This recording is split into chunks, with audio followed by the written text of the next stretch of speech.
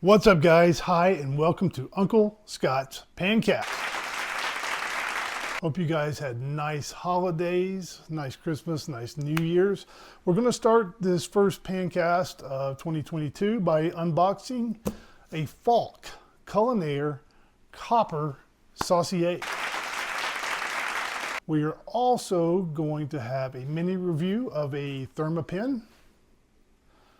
We've got some viewer feedback with some turkey fryer tips. Going to talk about gas cooking in New York City. Big Apple getting rid of some gas stoves. Going to go through that and possibly even more. Let's get started. Okay, now I recently ordered a Falk Culinair Copper Saucepan. And I'm going to unbox it right now. Just came in.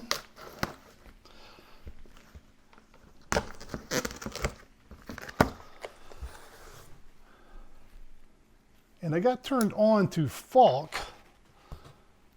ironically or coincidentally, through Moviel. Now this is a Moviel 250C copper saucepan. I really like this pan. It's 2.5 millimeters thick. It's a 90-10. Which means it's 90% copper, 10% is the lining. This one is stainless steel, but they don't make these anymore. They are making thinner copper pans, and I can't find these 250s, these Moviels, like I like. So I did some research and found that Falk is still making some thicker copper, and they had a deal on the smaller sauciers, and it said, try me. So I decided to give one a try. So let's see. Huh. Classic saucier, 18 centimeters, 1.4 quarts. Got a lot of bubble wrap on it. And there it is. The Falk 1.4 quart saucier. I like this handle. This is not made in France, but almost a French style traditional look to the handle. I think this one is cast iron. I'm telling you, this thing feels solid and very heavy. Now, on my Moviels, I don't really polish these things. I let the patina develop. So this is about, close to 2 years of patina that is developed on this copper. It was shiny and nice when it was new, but that patina develops over time. I like the look of the patina. Definitely a lot less work as well. Now this Falk, when I ordered it, I noticed this is a brushed copper. You can definitely feel a little bit of texture. You can kind of feel that brushed look to it. Definitely shiny, not quite as shiny as the Moviel was when it was new, but I'm going to be really interested to see how this thing cooks and how the patina develops over time. Looks like 3 rivets on the handle. And you see the Falk name there in the metal.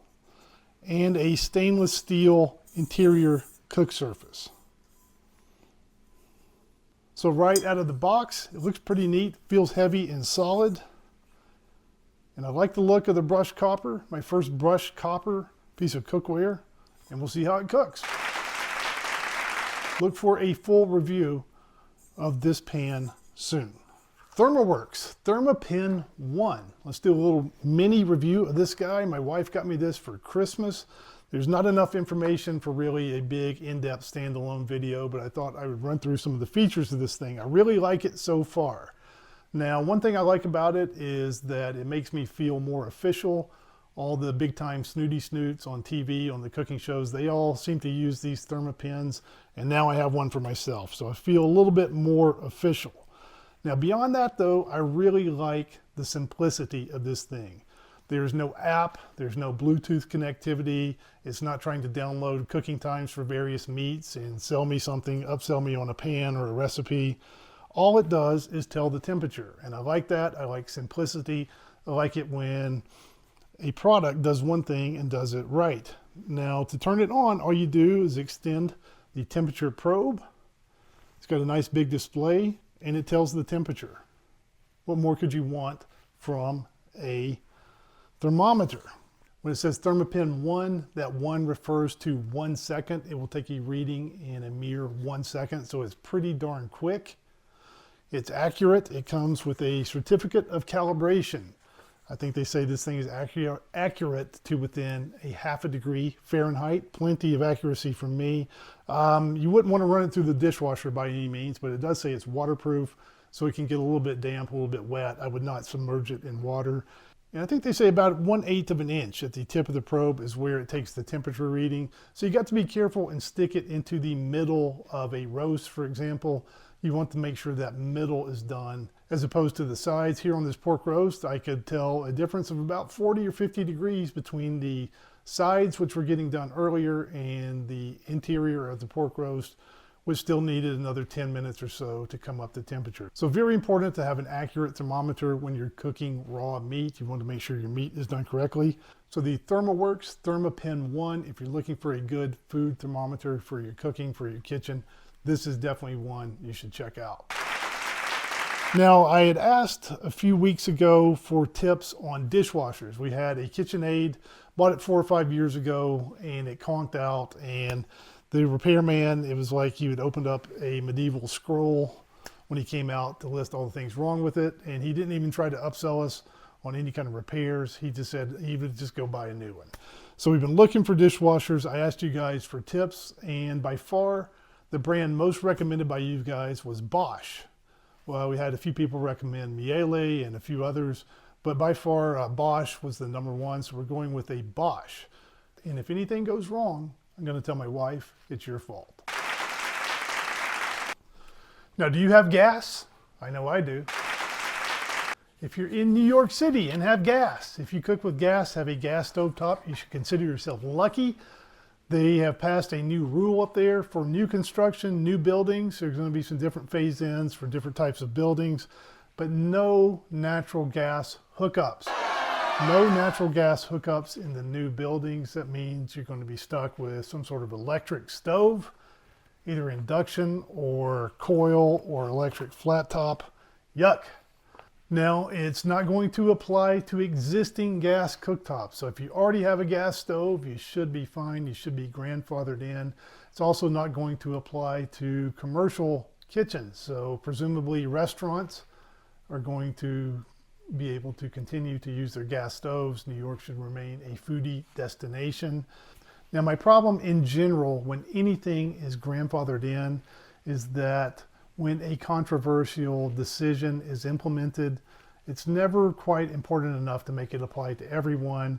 You kind of slough it off onto the new guy. It's the new guy's problem. So if this is really that important, if the environment, if the survival of the planet and the human race is on the line here, why not implement it now and make it fair and apply it to everyone? Why just screw the new guy? Then again, I'm not from New York. I don't live there. It's not my problem, and no one asked me. Fried turkey. Now, in the last episode, I showed myself using a Loco turkey fryer. My wife got me. I fried my first turkey. Put out the call for some turkey fryer tips, and you guys responded. Thank you very much. Lots of people sent in a lot of tips. A lot of people had the tip about filling up the fryer with water with the turkey in there to estimate the amount of oil to use. Lots of people said make sure you use a thawed turkey and one that is not too wet. I do want to call out Thomas Day, Will DeGiorgio, Justin Imlay, and good old reliable Blood Gain. They had some kind of extra tips, if you will. A few of the things that were suggested. Put the turkey in the pot very, very slowly. One fellow says he takes several minutes to get the turkey into the oil. That seems a little bit excessive to me, but that's what he does. It says if you're using used oil, cook some French fries first. That can kind of remove any flavors from the oil, and the French fries are supposed to be delicious. Then you can use your use that cleaned oil for the next turkey. That sounds like a pretty good one to try. One person says never fry in aluminum. Now the Loco I got has an aluminum pot. I noticed a little bit of black soot on the bottom where the flame of the propane burner hit the bottom of the pot. Didn't seem like that big of a deal, and in the interior of the pot I didn't notice any scorching or darkening in there.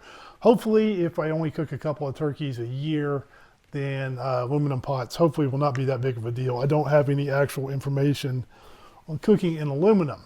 However, one thing on the aluminum pot, I noticed that just using this sink down here in the basement kitchen and this wonderful, beautiful tile countertop the previous owners put in, that just moving the pot around on this, I got some dents in the bottom of the pan. Now nothing poked through, but it definitely dents very easily.